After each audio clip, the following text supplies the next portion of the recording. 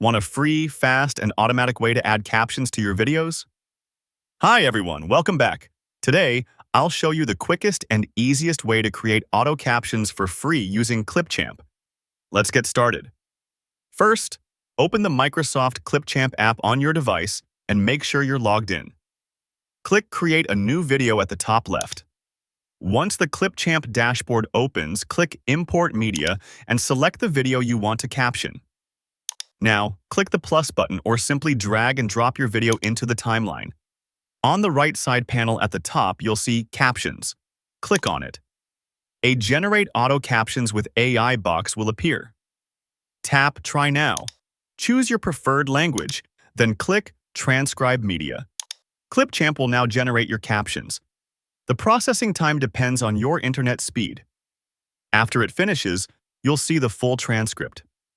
Review the captions and make any corrections if needed. When everything looks good, click the Export button. Select your preferred resolution, for example, 1080p. Choose the save location, then hit Export again.